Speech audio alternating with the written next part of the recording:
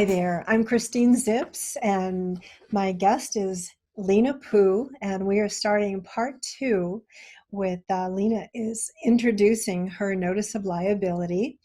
And we've covered what the process was about and what it entailed in the part one. So if you haven't seen that, we recommend that you start there, and this will make a little more sense.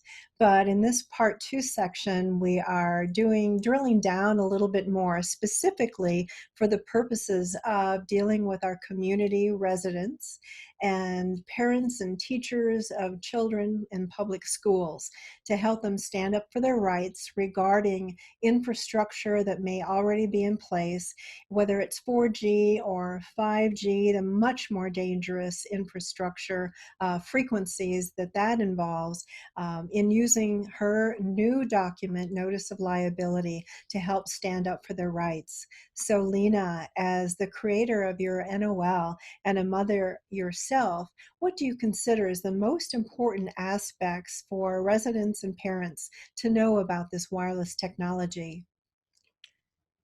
The 5G, if they're deploying this in the schools, will contain a third chip, and that is the 60 gigahertz. That chip is oxygen attenuating, and it will prevent your blood, the hemoglobin, from taking up the oxygen. We are aware of a school where this was deployed a couple years ago, and the results were devastating on the health of the entire school. Students, staff, teachers, principals, every single one involved in the school indoors were made so ill that they could not function, and they felt better when they held the classrooms outside of the school. So this is actually a very urgent message that we have for you today.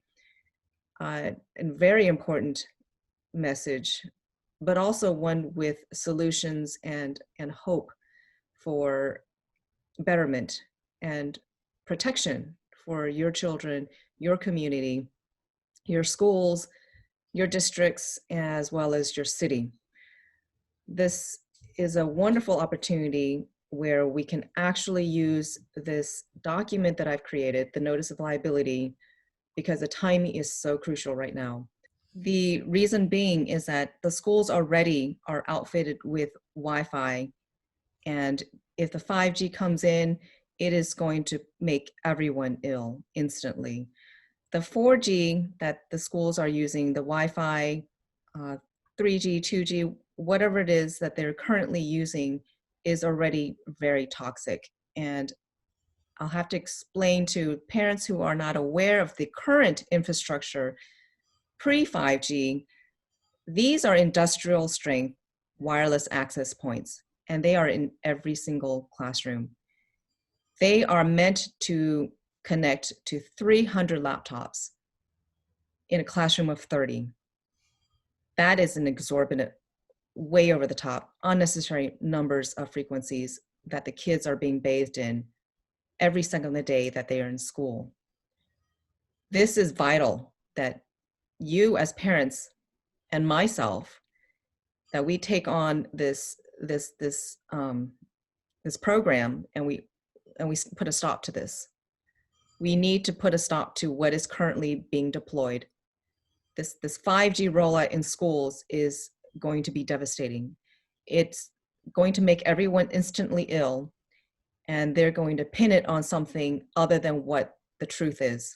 They're going to blame it on virus. They're going to blame it on something else but what the culprit is, which is the electromagnetic radiation exposures. We know that this will affect and cause an instant effect. What they're deploying within the schools is a third chip. Okay, this is the 60 gigahertz chip, and that attenuates with the oxygen, and it's going to prevent the hemoglobin in your blood to be able to pick up that oxygen. And so people are going to faint from asphyxiation, from lack of oxygen.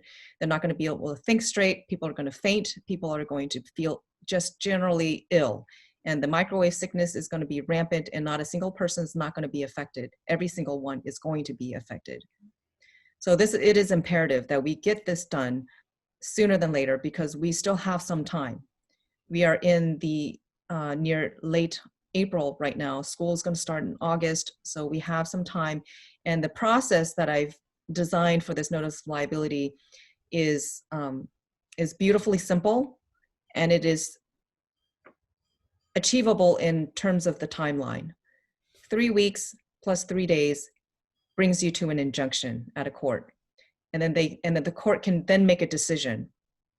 So this can all happen hopefully within 2 months, not like the previous proposed notice of liabilities where it takes 9 to 10 to even a year to get to a lien.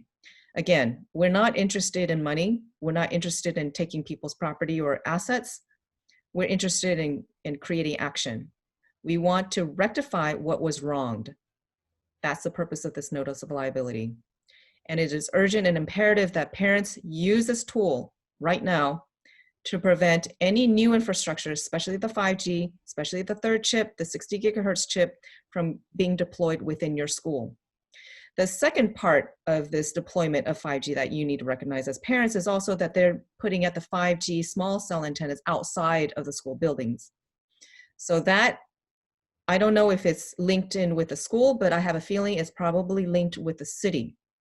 So you need to go to your city, find out if they're deploying 5G small cells on or near school campuses. That's their responsibility. It's not necessarily the school's responsibility. The school's responsibility is the wireless access point deployment, the 5G deployment, and that includes the 60 gigahertz chip, the third chip.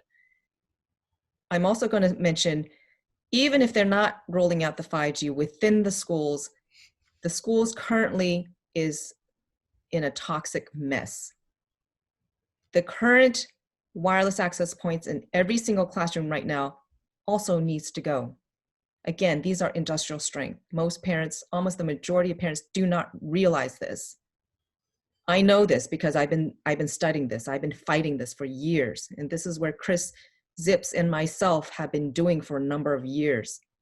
And I think it's so timely that Chris and I are here together to share this so very vital, important message to all of you. You need to take heart. You need to get mindful and get active, because this stuff needs to get out. The Wi-Fi in schools needs to come out, all of it. Absolutely. And as Lena mentioned, the Wi-Fi access points, also known as routers, commercial grade, industrial strength, they're just, they're probably the biggest culprit, but there are also other devices inside a common classroom, such as laptops, virtual reality headsets, whiteboards. If they allow students to have their wireless phones inside the classrooms, the iPads instead of paper textbooks. They've been proven to learn better from conventional books anyway, but they all contribute to the load, and it's all cumulative, and it really takes a toll on our children, and they deserve much better. So, we need to be a voice for the voiceless, that if, they lack the mindset to understand how this all works together, how this is harming them. Older children in high school and certainly in college who are able to connect the dots, they're speaking out. And I've heard in videos where they say, we tried to say something, but they won't listen to us. We're just kids. But they don't want to be irradiated. They really don't. So we need to do the right thing for them. And with this notice of liability, we are offering the schools to be heroes in their own communities. And through the moms networks in the communities, that one mom can say, well, we have our school got finally wired, and my child is feeling so much better. And another mom might have children going to another school, and they say, oh my gosh, I'm going to mention that to our administrators. We've got to get this going too. And it can just snowball and be a wonderful thing. So they can literally be beacons in their community to do the right thing. And there's no better feeling than that, I would imagine. So that's wonderful. And about the schools, you can get going right away. And Lena, do you want to talk a little bit about what's happening in our communities, how they are totalitarian tiptoeing in these cell tower antennas during this time we're distracted, and what we can do about that in our communities with your notice of liability. Absolutely. So it's a good lead-in.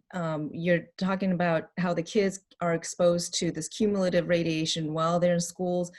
Well, when they go home, you think they can get out of it, but that's the problem. This whole 5G infrastructure is meant to infuse our every part of our life now, meaning that it's coming into our neighborhoods, it's coming in front of people's homes, it's every block or every other block, depending on how they want to deploy this. But what it means is that all of this 5G, 4G, 3G radiation is going to be uh, on your street, outside of your home, inside your home, 24/7.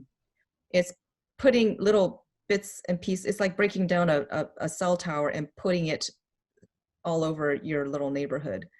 So essentially, you're getting cell tower radiation level type microwaves basking, in your house, outside your house, on the street while you're walking your dog. It's going to be pervasive. It's going to be everywhere. So again, as parents, as community folks, residential people, this is not just a school issue. This is the entire community issue that includes schools. It's the whole neighborhood, the schools. We need to address both of them. We need to address the schools equally with the community. What's the point of addressing the school when you come home and you don't have an RF safe place to sleep and heal? Your home needs to be a place of healing. It needs to be a sanctuary and needs to be treated as a sanctuary. And it's not being recognized as that by your city council members if they choose to allow this deployment to happen. So there's a lot of rules that the FCC seems to have come down with. It's called the report and order, but they're not law.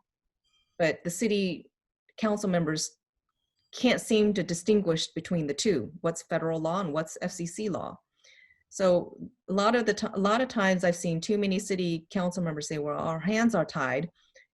We have to obey the law. Well, what law? Whose law? There's so many federal laws. The ADA consideration is a federal law that's being ignored. The NEPA is a federal law that's also being ignored. The National Historic Preservation Act is a federal law. All of these laws are being ignored by the FCC. So there has been court cases and we've won. The National Historic Preservation Act, the Native American, I believe was the Cherokee Indians, oh no, sorry, Kituwa Indians fought this and they won. So they've reenacted the NEPA as a result of this lawsuit. So NEPA stands for National Environmental Policy Act. It's a federal law that was put in place way before the FCC ever came up with their 1996 Telecommunications Act. So NEPA is old. NEPA was designed to protect the natural environment, our natural resources here in the United States. This is a very important act, and the FCC wanted to get rid of it. I mean, this is how nefarious and how arrogant this agency is. That's meant to actually regulate for health and safety. A safety regulating agency wants to get rid of an Environmental Protection Act. Does that make sense? No, it doesn't. So are they acting as a regulatory agency? No. Our FCC is not acting in anyone's best interest but for their own and the industry. It is a money-making proposition as well as a lot of other agendas that we won't go here. Ultimately, they are criminals. The FCC is acting in a criminal behavior. They are acting in treason. My notice of liability traces their connection all the way back to World War II, the Nazi science. So that's the beauty of this notice of liability I've created, is that this affidavit is completely dismantles the authority of the FCC. I don't even recognize the FCC as an authority. In this NOL, the whole purpose of it is to dismantle discredit, deauthorize their ability to do anything related to the deployment of wireless, because they've done throughout the whole history, they have completely just overthrown all types of acts and laws, regulations, safety protocols, time and time again. And just recently, April 1st, on April Fool's Day, this year, 2020, the FCC finally posted in the Federal Register that they will not reduce their RF safety guideline, that they're accepting it as is. And these guidelines were designed back in 1953 by a Nazi scientist, or scientists that served the Third Reich. So this was all based on Nazi science. You don't go to a criminal and say, that's breaking into your home, and say, please keep your hands off the family heirloom and lock the door as you leave. You know, that's not how we should be treating the FCC. That's exactly what we've been doing in the past. So this is the first time, all right, this document I've created is the first time we're actually treating the FCC the way they ought to be treated. We ought to treat them as criminals, because that's exactly what they're doing. Absolutely, So absolutely, Lena. If and I wanted to share something that really illustrates the arrogance and the gravitas of these captured agencies is that the former head of the FCC, Tom Wheeler, has gone on record, and we'll be sharing a little bit about this. But he has said we're not gonna hold up progress to get you faster speeds. You know, for testing, we're not gonna hold it up to that. Can take a long time. We're just gonna roll it out. And he's also admitted, he said, even though we're in the business of having the utilities going, where we really make our income. And he was sharing this in an interview with the interviewer. He said, I'll give you a little inside scoop. And he said, where we really make our money is packaging the usage data that we collect from like the smart meters or whatever. And then we sell that off to third-party investors. That's where the real money is. So if you had any trouble, in case you think you might be feeling sorry for these people, that might help convince you that it's time to stand up for your rights. Individual serving notice of liability to individuals who are proven responsible for this harm. you're accepting their contract to deploy this project. That's really what this document is about. Okay. It's I recognize that you want to deploy whatever it is, smart meters or 5G small antennas, or your satellites in space, and here we're focusing on 5G Wi-Fi in schools as well as 5G in neighborhoods. So we'll just focus on those two things. But again, the notice of liability, I just want to tell your audience, it's broad. It covers everything. Again, chipping, vaccines, geoengineering, satellites in space, cell phones, smart meters. It covers all of this. But for this video, we're going to focus on two very important things that to keep your community safe, which is the schools as well as your neighborhoods.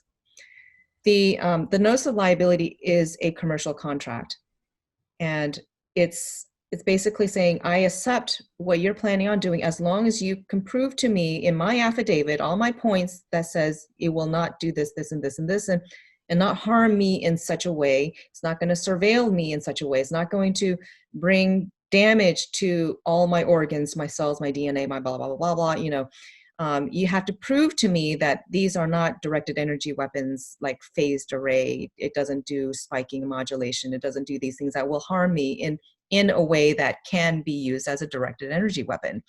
So there's a lot of points that are listed in the affidavit. As a matter of fact, it's a very beefy. It's my masterpiece. I poured my entire research and all my strategic skills, into this affidavit part. And it's, I believe it's 14 pages, 10 font, single space, and try to refute that, So they're not going to be able to refute it. And if they try to rebut it, wow, I'd like to see it. So two things will happen once you file the notice of liability to the respondents, and whoever they are.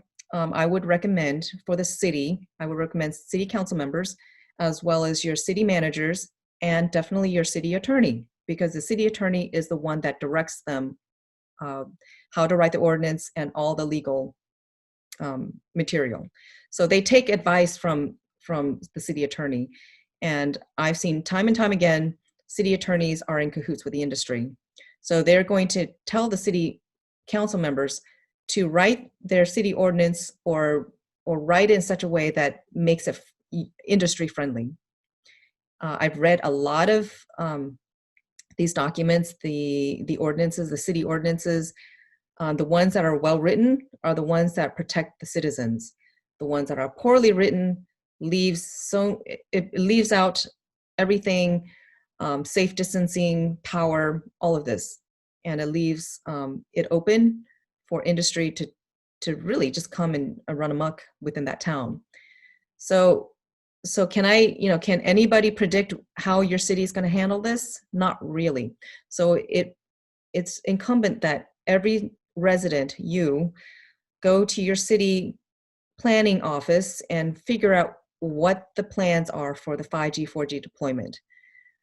This notice of liability, if they choose to not listen to you and are acting as if, oh, my hands are tied, I have no responsibility, I'm only obeying the FCC, this is when you fill this out and you give this to them, because they are individually liable for this. Every single one of them that make decisions for you and your health, your living environment, your living situation, your place of healing, they are individually liable for this. So this notice of liability, again, you serve it to them, you give them 3 weeks to rebut.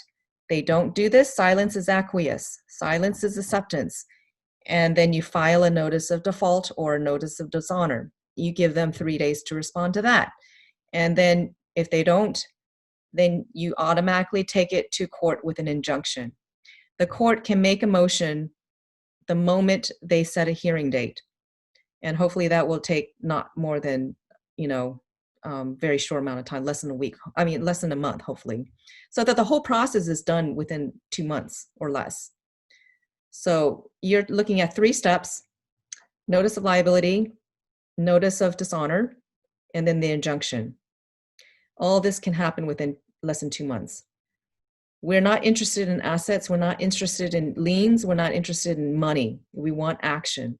So this injunction is asking the court to make a motion to stop whatever is causing the harm, the tort-causing action. So this is, a homework that you would have to do within your state to find out what type of injunction you will want to file. That's up to you. It can be anything from child endangerment to endangerment of life, liberty, and property. This is an injunction is basically something that is causing immediate harm that you need to stop right now. It needs to stop right now. That's the purpose of the injunction. So this is where I've kind of had to finagle with a couple of other people who've done this type of filing before, and this is the conclusion we've decided that works the best in this scenario. The time frame we're up against, as well as resources. We don't have the resources to think about 10 steps, filing 10 notices every month, and then we don't have that time. Again, the school is not going to open up until August, and it's the end of April. We still have that time. We have this window of time. And the 5G is being rolled out right now, so we need to file the injunction sooner than later. So timing, resources, the process, the due process has to be done correctly. When you file, make sure if you want to take it to court, you do it with a proof of service. Again, research your state to find out what the proof of service entails. You can have the sheriff file the notice of liability for you with a small fee, or you can pay a professional service, proof of service. That I actually recommend the for for all states, because that's guaranteed. It's guaranteed that you fulfilled your due process. And remember, whatever money you put into doing this, it is pennies to what you would pay if you were to take this as to a lawyer and do a lawsuit. I mean, this is pennies compared to a lawsuit, and the time. Okay, so you're saving yourself time, and you're actually saving yourself money. So you got to look at the big, the big scheme of things, that you may be putting up some money to pay for proof of service, but that will guarantee you a good court standing. You want to be in good standing with honor by following due process from the very beginning. The moment you file has to be done correctly. It has to be done honorably. Otherwise, the judge will just, throw it out. So we're only looking at two things: notice of liability, proof of service for that, notice of dishonor, proof of service for that. And then you can take it to court and show the judge, look, I did all my steps correctly, and the respondents have proven to be in a position of dishonor. So this is where you get you're on the higher ground. And when you ask for motion to stop this damage, this tort-causing action, hopefully, then you have a court case backing you. Then you bring it to the school, you bring it to your city council members and, hey, look, I got an injunction filed against this. That would help add strength to that. And if I may piggyback a little bit about talking about costs, something that I would consider, everyone would consider to be priceless, is what you are doing in gaining your health. That if you are not able to stand up against this onslaught to our health, that everything else is not worth anything. Whatever you're doing, whatever you're planning on doing with your work, with your people getting married, they have everything on hold. But if they don't have their health, they won't be able to have quality of life, and that is pretty much priceless. So when you get this in, and also, if I may say, a way that we can ramp up our efforts on doing this on our own is when we get together with our other parents, other neighbors. And right now in your area, if you're not able to physically comfortably get together physically, can certainly reach out by phone, by email, and send them this video and say, please listen to this. I'm going to do this. Will you join me? The more of us in our community that can be filing these notice of liability at the same time, ideally the same day, if not week, it just makes it that much more impactful. Wouldn't you agree with that, Lena? Absolutely, absolutely. Yeah. Mm-hmm. So, this is just, I hope everyone will check out what we're saying and will quickly reach the conclusion that with this notice of liability that Lena has been working tirelessly on, I've been on the wings. I know what she's been putting through with this. I keep contacting her. Is it ready? Is it ready? Can we talk about it now? Everybody's asking me, oh my gosh, 5G, what can I do? What can I do? I said, well, there might be a notice of liability coming up, but I can't say for sure. I couldn't even say that. So now we can. It is here. It's ready to go. And you can access it through Lena's website, through Patreon, where you'll have a lot more information. And Lena, what if folks get into this, if they have any little questions along the way, where can they go for answers to help them get through any potential little blocks that might come up? So go to my website. I do explain some of the notice of liability issues there. The Patreon site, I highly recommend you get onto it, even if you don't want to file just yet. It's $10 a month. and all the information is there. All the Q&A, people's questions are there. So it's a vibrant community of folks with bringing their yeah, it's organic, you know. So I feel it's a good place to find out, get a good feel for the notice of liability and what it's all about. I can explain to you, you're still, you know, this is, you're still not going to really feel it until you hear the voices of other people. That's kind of why I created this site, was because it's a community action. It's not, it's an individual one-to-one action, but our individual experience is so important that I feel we need to share it amongst each other. And I couldn't do this in any other way but through this site, because of all the censorship that's happening and people's websites being taken. And also I'm being plagiarized, you know, I'm plagiarized like constantly. So this document has already seen a version of it by someone else, you know, with my allowance, you know, with my allowance. But again, I need to protect my work. Yet at the same time, it's, you know, I've paid for documents. I paid $15 for a single sheet of paper that they sold me, and they called it a document, and I just couldn't believe it, you know. So you know, it's $10 for not only the 27-page document. I'm also going to have the notice of default or notice of dishonor document on there. I'm going to also write an injunction, a sample template injunction for people to use. There's links, there's explanations, there's going to be videos there. I mean, it's, you know, it's essentially free.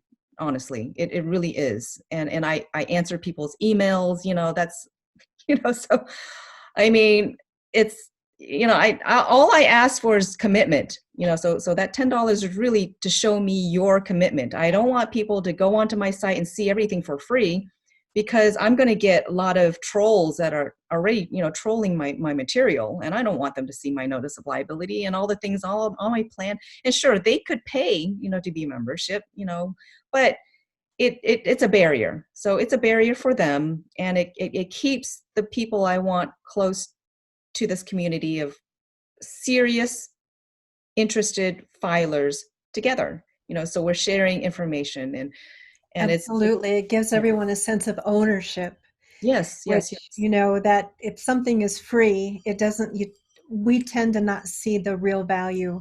And Lena, her dedication, her perseverance to this process is unexcelled. And, you know, it's mere pittance and totally worth it. And I'm totally there. I can't wait to get it started. It'll be all good, standing up for our rights. So Yeah, thank you so much, Lena. We appreciate everything you've done. Do you have any parting comments before we let everyone go?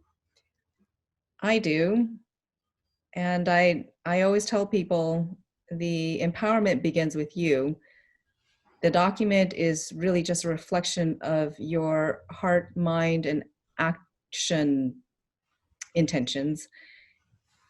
I put my intentions, which is my all. You know, I poured my emotions, my thoughts, my strategies, my knowledge into this document, because of the level of respect that I have for our planet, and the beautiful things that were created on this planet that hurts me to see it being destroyed. Humanity included, our children included.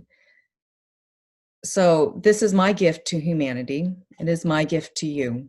And I do hope that you will come on board and join us in this self-empowerment, because this is something that is so necessary now as a declaration for yourself as a sovereign person, as a sovereign man or woman or child, when we are faced with a complete destruction and potential loss of not just our rights, but of our planet, our planetary health.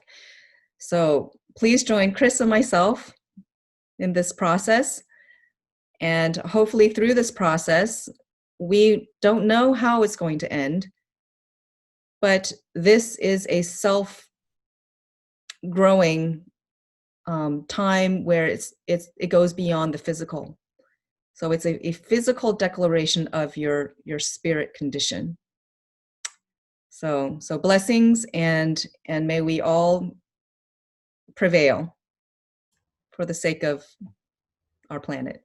Well said, Lena. Thank you so much. Thank you, And I Chris. would like to say a few parting words about this also protects our beloved birds, bees, and trees, our pollinators. They have been suffering from exposure from these frequencies, and to return everything to a more natural state will help us. It affects our food supply, the pollinators. And I think it was Einstein supposedly said that once they're gone, we have about 4 or 5 years. And, so things will be a lot different, but we need our real food. And so everyone will be better for it. So, Lena, thank you so much for joining us. Thank you, And Chris. everyone, I hope you enjoy, and let's do this for our All children. right. Yep. Yep. Okay, bye for now.